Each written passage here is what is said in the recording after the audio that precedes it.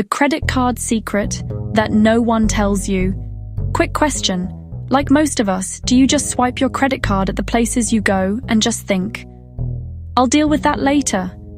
Well, that's not later. That's future you, being blindsided by the amount of debt you created.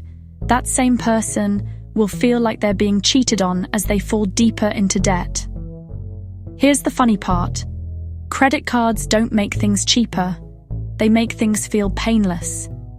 When we're at the register, all we think about is the limit, not the payback of real money out of our bank account. Merchants make it so easy with that tap and little beep that it signals your brain, free. But here's the secret most people don't know. When you use a credit card, your brain doesn't register the pain of spending the same way it does with cash or debit. So you don't just spend more money, you spend more money easily. That's why the balance always looks confusing. We never remember buying anything big. Thousands of calls are being made each month to credit card companies with the cardholder claiming false transactions.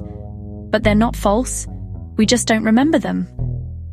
Credit cards aren't evil. They give us the power to be in control of thousands of dollars to buy everything we want without paying for it.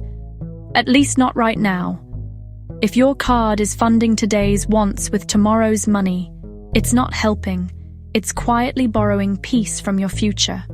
The trick here is to keep watch on your credit cards as if they were real hard-earned money.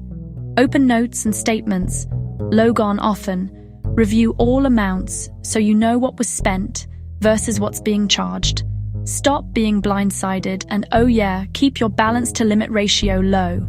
Use credit with intention, not impulse. Your future self will thank you and probably sleep better.